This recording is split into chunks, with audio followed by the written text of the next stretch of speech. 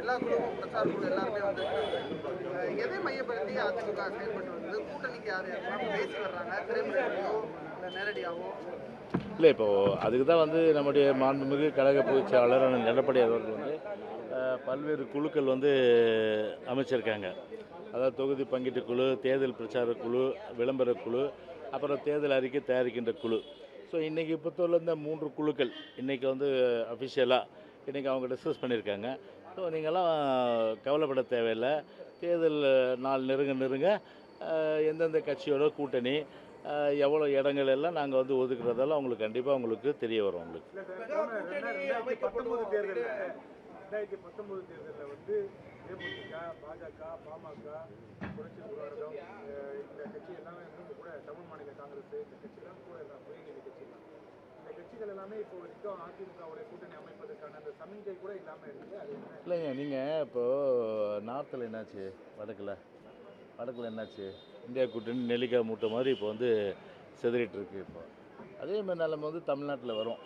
அதுக்கு நாள் இருக்குது. அதனால் எல்லாமே வந்து பார்த்திங்கன்னா வந்து இப்போது திமுகவோட இருக்கிறவங்க எல்லாம் பார்த்திங்கன்னா ஒரே கொள்கையில் ஊர்னவங்க கிடையாது. எல்லாம் வெவ்வேறு கொள்கையில். காங்கிரஸை வந்து எப்போதுமே கம்யூனிஸ்ட் ஏற்றுக்காது.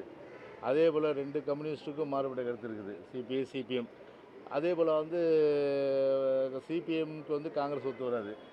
அதே போல் வந்து பல முரண்பாடுகள் வந்து அந்த கூட்டணியில் இருக்கிற நிலையில் கண்டிப்பாக வந்து தேர்தலுக்கு இன்னும் நாள் இருக்குது. எனவே அந்த வகையில் வந்து அது சம்மந்தமான எல்லாமே வந்து பார்த்திங்கன்னா வந்து ஒரு கூட்டணி வந்து அமைக்கிறதுக்கு உண்டான எல்லா முயற்சிகளும் வந்து கட்சியின் அடிப்படையில் எடுக்கிற அடிப்படையில் கண்டிப்பாக வந்து உங்களுக்கு வந்து அந்த உரிய நேரத்தில் வந்து தெரிய வரும். அதிமுக எத்தனை தொகுதிகளில் நேரடியாக போட்டியிடுறீங்க? நம்பர்ஸ் ஏதாவது உங்களோட விருப்பத்தை சொல்லிடுங்க. அதுதாங்க நான் சொல்கிறேன். இப்போ it is not the right time. இது வந்து இல்லை வேணாம். இது வந்து இது வந்து உரிய காலம் கிடையாது. ஸோ உரிய காலம்ன்றது பார்த்தீங்கன்னா எங்களோட வந்து யாரெல்லாம் வந்து வராங்க, ஸோ அவங்களுக்கு எந்தெந்த இடங்கள் ஒதுக்கணும், இப்போ நாங்கள் எவ்வளோ நிற்கிறோம் அப்படின்றதெல்லாம் வந்து அந்த ரைட் டைம் வந்து தேர்தலுக்கு முன்னாடி தான் தெரியும். அதனால் இது ஒன்றும் பெரிய வந்து ஒரு மறைச்சி வைக்க வேண்டிய அவசியம் கிடையாது. இது டிரான்ஸ்பரண்ட்டாக பார்த்தீங்கன்னா வந்து அப்ராப்ரியேட் டைமில் வந்து உங்கள் எல்லோருக்கும் தெரிகிற விஷயந்தான் இது. அது உங்களுக்கு வந்து அது ஒரு உடன்பாடு எல்லா விஷயத்துலையும் இட்டும்போது கண்டிப்பாக வந்து உங்களுக்கு அது தெரிய வரும்.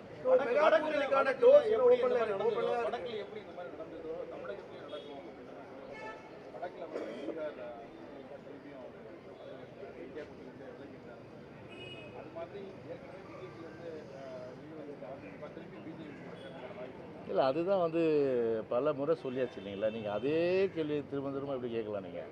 அதனால் எப்போ கேட்டாலும் சரி, எந்த நேரத்தில் கேட்டாலும் சரி, தூக்கத்துலேருந்து எழுப்பி கேட்டாலும் சரி, பிஜேபியோட ஒட்டுமில்லை உறவில்லை. அந்த பெட்டி கழட்டி விட்டாச்சு. அதனால் வந்து இனிமேல் வந்து அந்த பெட்டியை வந்து என்ஜினோட சேர்க்குற அந்த ஒரு எண்ணமே கிடையாது. அதை கழட்டி விட்டது தான்.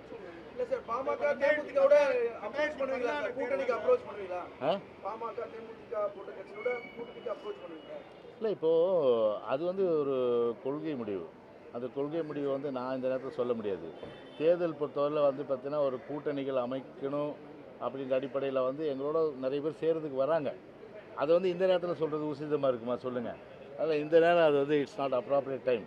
அதனால் நீங்கள் கேட்ட கேள்விக்கும் அப்ராப்ரியேட் டைம் வந்து அந்த எலெக்ஷன் நெருக்கத்தில் எல்லாம் தெரிய வரும். அது வந்து ஒரு டிரான்ஸ்பரண்ட்டாக இதில் வந்து மறைச்சி வைக்க வேண்டிய அவசியம் இருக்காது. வெளிப்படையாக தெரிய வேண்டிய விஷயம் தான். சார், பாஜக மாநில தலைவர் அண்ணாமலை வந்து அதிமுகவினர் வந்து டெல்லிக்கு சென்று 4 பேராக சேர்ந்து அவங்க தலைமை கிட்ட காலில் விழுந்து அண்ணாமலை பற்றி கம்ப்ளைண்ட் பண்ணிட்டு வரதாகவும், இங்கே அதிமுகவினர் அங்கே போய் தலைவர்கள் காலில் விழுறதா சொல்லியிருக்காரு.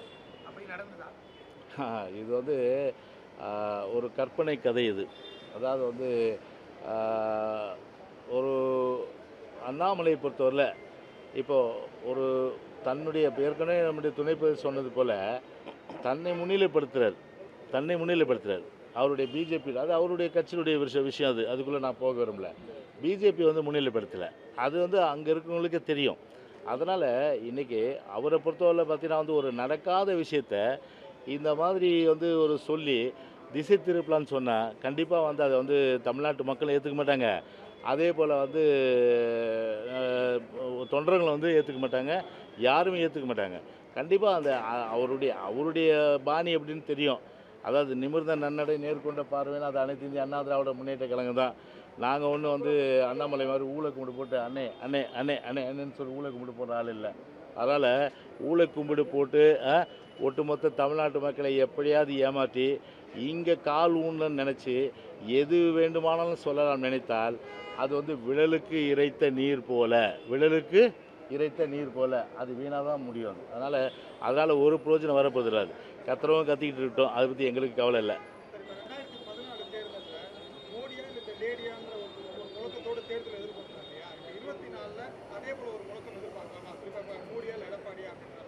இல்லை இப்போ 2016 அம்மாவை பொறுத்தவரையில் ஒரு தேர்தலை வந்து பாராளுமன்ற தேர்தலை ஒரு தனியாக சந்தித்து ஒரு மிகப்பெரிய அளவுக்கு ஒரு மகத்தான வெற்றி பெற்றாங்க. எனவே எங்களுடைய அந்த நிலைப்பாடு என்பது வந்து மாநிலத்துடைய நலன் சார்ந்த விஷயம், மாநிலத்துடைய உரிமை சார்ந்த விஷயம். இதுதான் வந்து ஒரு முக்கியமாக இருக்கும்.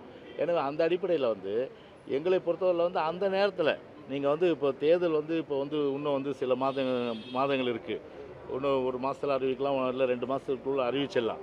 ஸோ அந்த வேலையில் எங்களுடைய நிலைப்பாடு என்ன அப்படின்றது கண்டிப்பாக தெளிவுபடுத்துவோம். அதனால் அந்த நேரம் உங்களுக்கு வந்து நானே வந்து உங்களுக்கு சொல்கிறேன்.